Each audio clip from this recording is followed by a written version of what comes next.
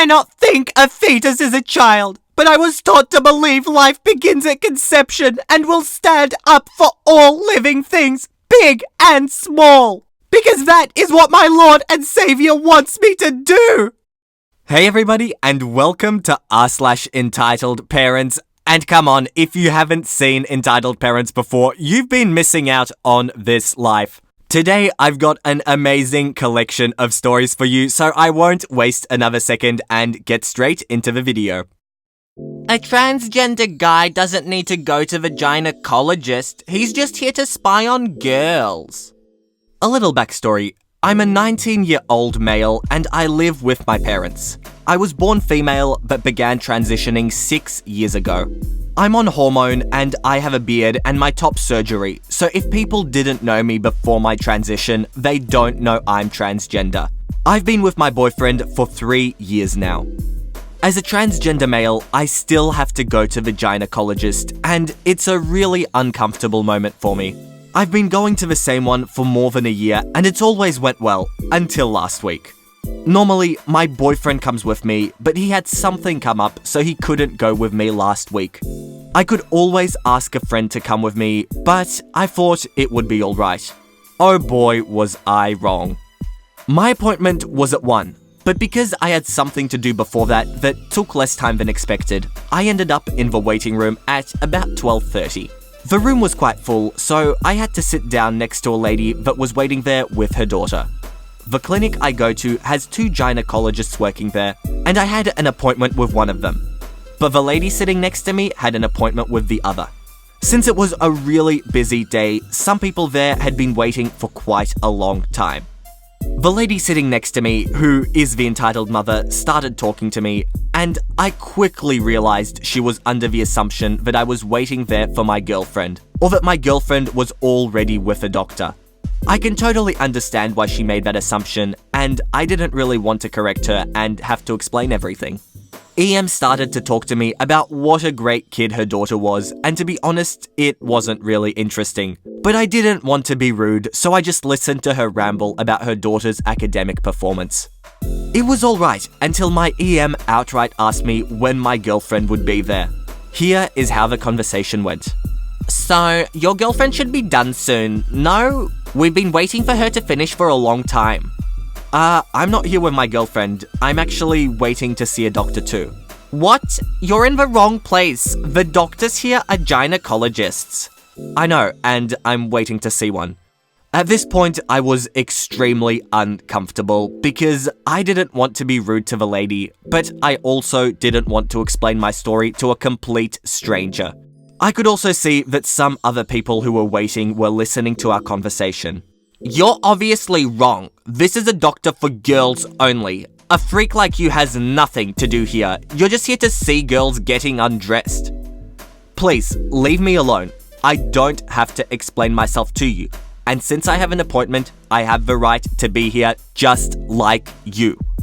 Get out of here. I don't want a weirdo like you to be here. It was the first time the entitled daughter had talked, and at that point, I decided to get up and wait standing up rather than stay next to them. Many people in the waiting room were shooting weird glances, and I hated it. EM then got up and walked to me. You heard my daughter. She's uncomfortable with having you here, so if you don't leave in the next 10 seconds, I'm gonna call security. Before I could answer her, my name was called on the intercom, and I was so relieved. But when I turned around to go in the appointment room, Edie saw the small pin on my backpack. It's a trans pride flag. She must have recognized it because she caught up with her mother who was following me and told her, Mum, it's not a boy, she's transgender.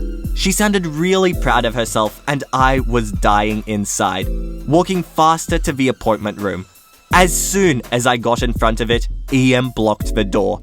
I won't let a freak like you steal my appointment. My daughter and I were here before you. Now leave. You have nothing to do here instead of trying to spy on my daughter, you disgusting weirdo.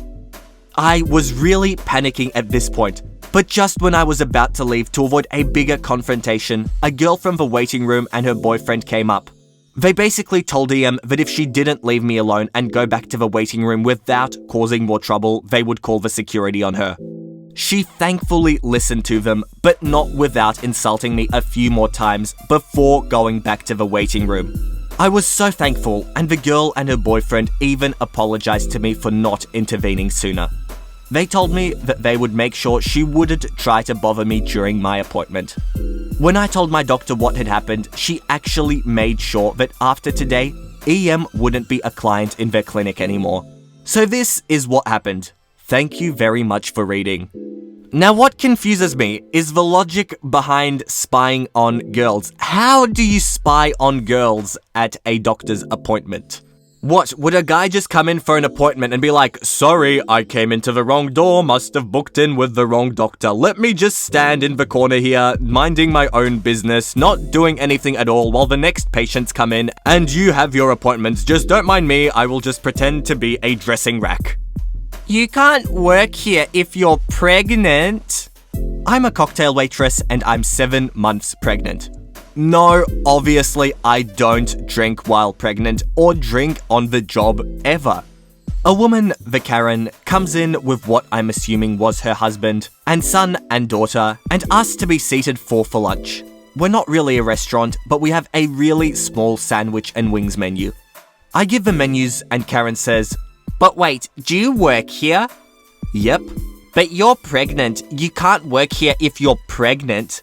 I work here. I don't drink here, I say with a laugh, trying to keep the mood light. The woman looks over me and says, have you taken any prenatal courses? Do you really think that's responsible to have your unborn baby in here? This is where I made an error. I got defensive about anyone asserting I'm a bad mother. Obviously. So I said, well, you've brought your kids in here, and what kind of example do you think you're setting for them? I'm still collecting my thoughts at this point when they grunt and wave me away. I figure I can kiss goodbye to my tip, but hopefully that'll be the end of a discussion. I see them flagging down the bartender after a few minutes and figure they're ready, so I go over. Karen asks to speak to the manager. Now they haven't even gotten drinks yet, so I ask if there's anything I can help them with. And her husband, Mr. Karen, says really sternly, no, just a manager. Didn't you hear my wife? The place is too small for a manager. It's just servers and bartenders and 2 owners. The one who's working is in the back on a phone call and will be mad if I go and bother her. I realize maybe they're still uncomfortable with my being pregnant, so say, maybe Ella, the other server, can help you?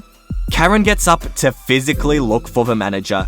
I admit defeat and go back and drag her off her call. The owner goes over and with a big smile asks if there's anything she can help them with. Your server is pregnant. Owner says she's aware and asks if they'd prefer a different server.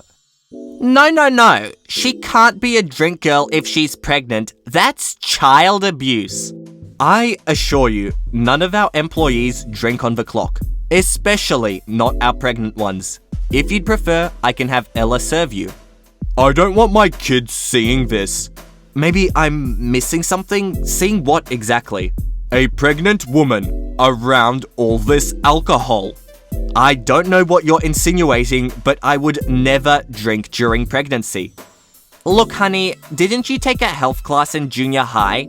With a drink right under you half the time, alcohol vapor is absorbed into your blood through the air, and then that blood goes to the fetus and poisons it. Owner and I exchange a look and realize we won't get anywhere with her. So we can have Ella serve you, or I'm afraid there's not much else we can do. We're not leaving until she's fired. We can't help you. I'll call the police. You're an accomplice to child abuse. There's no child abuse to speak of, sir. Please leave. You may not think a fetus is a child, but I was taught to believe that life begins at conception, and I will stand up for all living things, big and small, because that is what my Lord and Savior wants me to do. The entire time she's delivering this tearful speech, she's looking around expecting others to, I don't know, join in with her? Applaud? You're disturbing my customers, and if you don't leave, you're trespassing, and I'll have to escalate this, which I really don't want to do. Jesus is love, and Jesus said this is not okay, just because you think it's okay to abuse a child if it's small enough. This is an Irish pub and the owners are devout Catholics. She wasn't having any of this. Hey, I don't need anyone to tell me what Jesus said. If there were abuse here, I'd have acted to stop it, but there isn't any. I need you to please leave. I'm calling the police. Yeah, do that. We just stop trying to service their table as we all wait for the cops to arrive. Karen keeps trying to give her sermon, but there was a game on that people had come to watch and eventually everyone yelled at her until she piped down. Enter the awesome officers, AO1 and AO2. Is there a Mr. Karen in here somewhere? Right here, officers. You said you were witnessing child abuse? Are the parties involved still in the bar? They point me out. I pretend not to notice because I'm worried they'll take them outside and I won't be able to watch any more fireworks.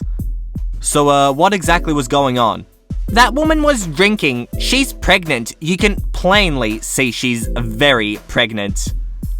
Before I can go over and tell them she's lying about my drinking, the officers look at each other and look back at the Karen family. That's not illegal. What? Look here now. It's definitely not recommended, but it isn't illegal. Now, do you know the woman? Is she a friend of yours? Family? She works here in a bar and she's pregnant. I want to see this place's liquor license revoked. So listen, she isn't doing anything illegal. What I can do is I will talk to her, but we can't take any action beyond that. Is there anything else you observed that you'd like me to report?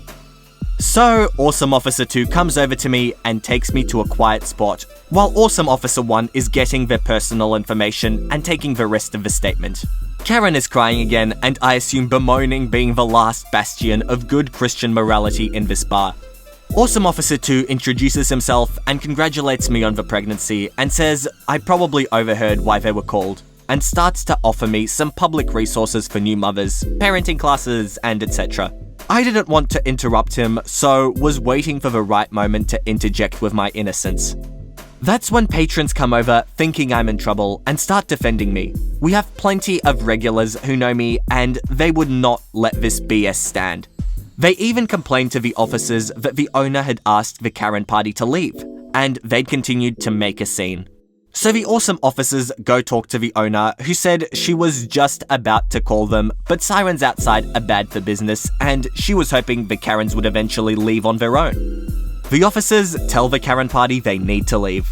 This is a public place. I have every right to be here if I want.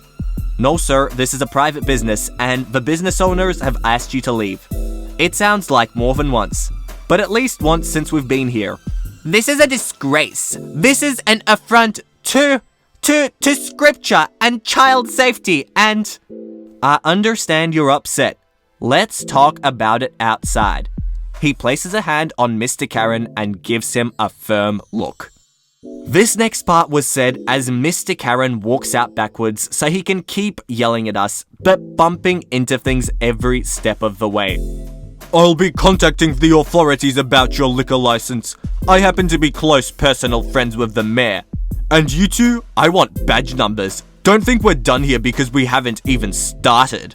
So the officers took them out, and as it was told to me by a regular who left around the same time, walked the Karens to their car, which was illegally parked in a handicap space, for which they were ticketed. They did make a complaint to the liquor authority, claiming, among many things, that we served minors, and we were investigated, but obviously came up fine. My boss asked me to hold off sharing this story with anyone until the matter was settled. But now it is, so had to share, still laughing about it. I still can't get over this one part. Your server is pregnant. Yeah, I can see that. Yeah, rightio, a quick Google search has shown that just pouring drinks won't do anything. You can sort of heat up your alcohol and it'll sort of start evaporating, and that's when it gets dangerous. Or a cool one is you can pour it over dry ice and then smell it and it's dangerous. But just pouring drinks, there is no chance whatsoever. If this one lives up to its name, then it has to be amazing. Best entitled parent shutdown ever. Ideally wish I could claim this was me, or even a relative, so I could claim this degree of clever was in my genes. But it was not. It was a bouncer at a small town club, And when he made the comment, there weren't even the expected cinematic oohs and whats one would expect. Just a dead, echoing silence from about 40 onlookers. No need for a cast. Come on guys, you should know by now. This mother and daughter pair were trying to get into the club late in the evening. The daughter was clearly young and actually reasonably attractive in quite a nice, fashionable, as best as my fashion-blind eyes can tell, outfit. The mother was not obese, but certainly overweight, and had shoehorned her corpulence into hot pants and a tank top that would have been trashy on a supermodel. And friends, she was no supermodel. Badly dyed, stringy hair, cheap, bulky jewelry, spray-on orange skin, all the trailer trimmings. I didn't hear how the exchange started, but clearly these two were trying to cut ahead of the line.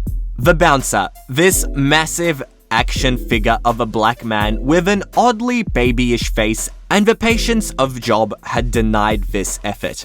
Hilarity ensued. The daughter threw a few verbal jabs, but seemed to be just mildly irritated. The sideshow hooker of a mother lost her bloody mind, shrieking racial epithets that would curl the ear hair of a plantation owner and every horrific name you care or don't care to imagine. Interspersed with the expected, "Do you know who I am?" and "Get me the owner." The bouncer just stood there and didn't react with anything but polite direction. Downright heroic. After a few minutes of this vile screeching, the daughter is now embarrassed as hell and trying to pull the mother away. People are gathering to watch and the whole thing has become a spectator sport. The bouncer just keeps politely saying, "You'll need to go to the back of the line, like anyone else, ma'am," or variations on that theme. By now, the woman wasn't even trying to argue the point, just squealing and revolting, and at this point, quite repetitive insults. Then she screamed that he was an awful bouncer and would get fired that night.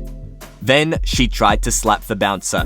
She missed quite badly, at which point the bouncer took a single step forward.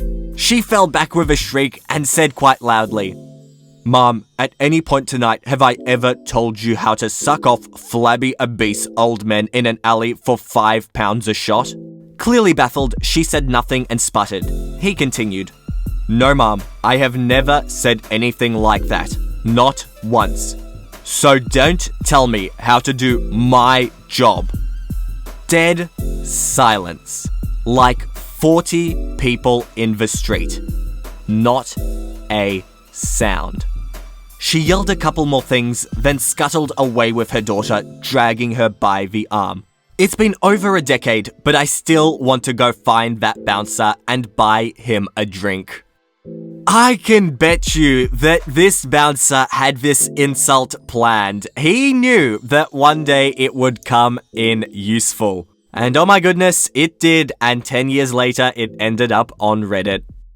Alright guys, thanks for watching this installment of r/EntitledParents, and if you like what you see, then make sure to subscribe to the channel for Reddit videos every Tuesday, Thursday, and Saturday on a whole bunch of different subreddits. Also, if you've got your own stories, make sure to comment them down below. I absolutely love reading your comments and will reply to as many of you as I can. But for now guys, that's it from me. I hope you all enjoyed, and all I want to do is see you all here next time. See you later, guys.